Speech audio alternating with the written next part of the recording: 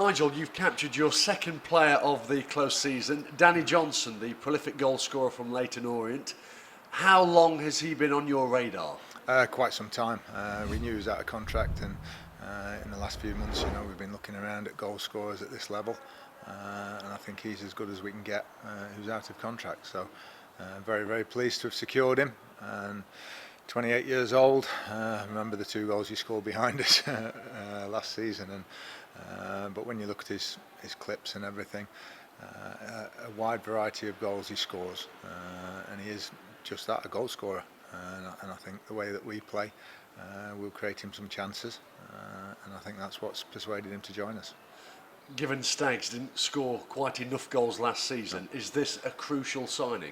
Yeah, I think we're still ideally in the market for another one as well, but we needed somebody of this type.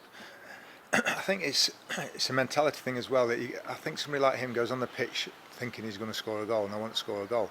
And our strikers work their socks off, Jordan and Jamie Reid, but I don't think they go on the pitch with that intention all the time. And I think they do a lot of work for the team, but we needed somebody with that, I don't know, a streak of selfishness maybe, who thinks, I'm going to score a goal when I go on the pitch today. And we scored a fair few goals. We just didn't score enough proportionally of the chances we created. And you think, in the last 5 games we had something like 100 shots, and even in the last 2, 48.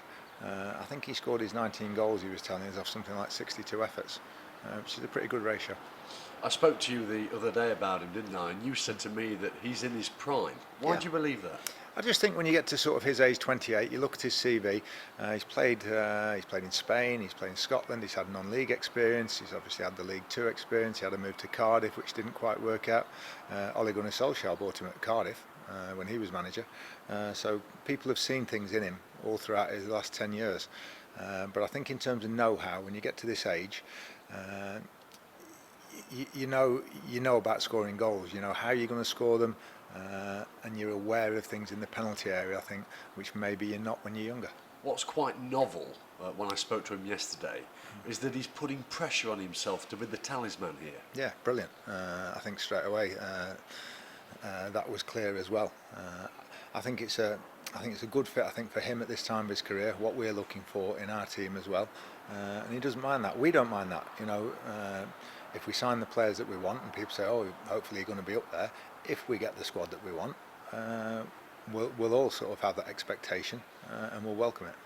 Elsewhere, I understand yesterday we were expecting a second signing. However, at the 11th hour, the rug was pulled underneath your feet with regards to the signing of Tom Naylor. Can you tell us more? Yeah, frustrating to say the least, and disappointing. And Tom actually came in for his medical, and we're at the stage where everything was agreed. And unbeknownst to Tom and to anybody else, his agent was still negotiating with another club behind everybody's back, and even when the deal had been agreed.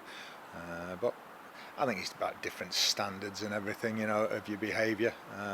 When we thought Tom might be available, we knew he was out of contract, and made contact with him, and personal circumstances gave us a chance, and we thought, well, at least his agent's an ex-Stags player as well, so he'll be hopefully keen on him coming here. But we were very surprised. I think one of the first conversations David had with him, one of the first things he said was he didn't want him coming here. Which was surprising. I think the agent, did you mean? The agent, yes, yeah. That was the second thing he said. The first thing he asked was how much he was getting out of the deal, and then the second thing he didn't think this was right for Tom. So very disappointed in everything. It's not that it happens; it's how it happens, and the behaviour.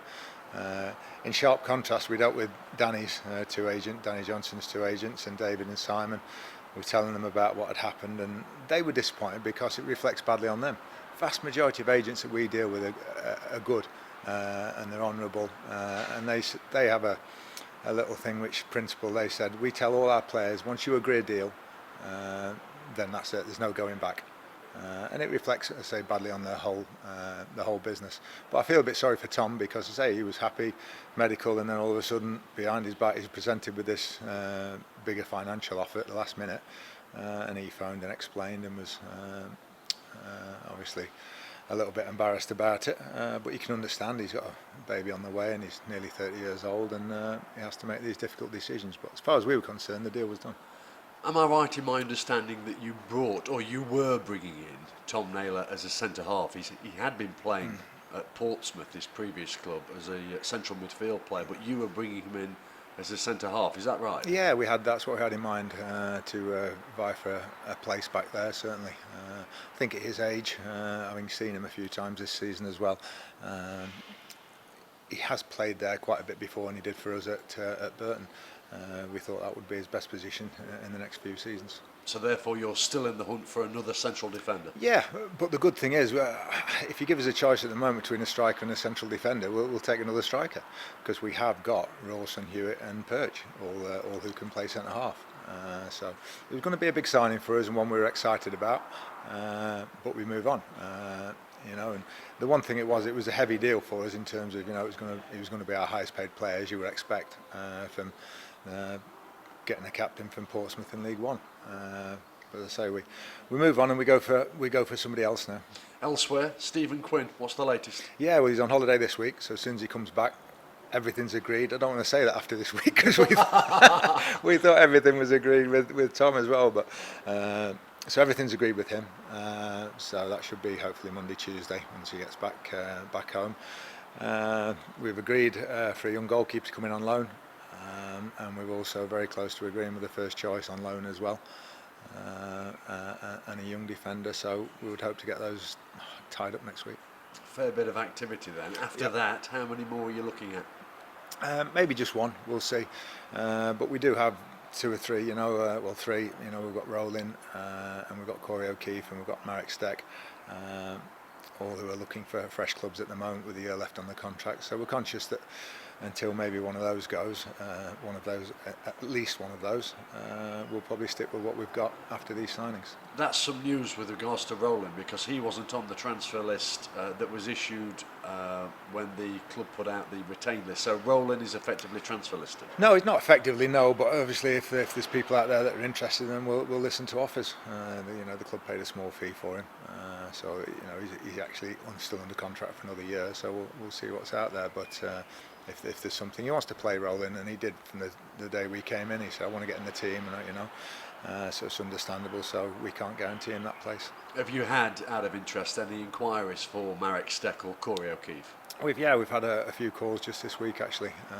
One from another League Two club about Corey, and a couple of bits of interest with Marek. Nothing concrete at the moment. Are they likely to go out on loans or permanents? Whichever. They've all got a year left, so I think whichever to get them out and playing football, whether it's loan or permanent, either one.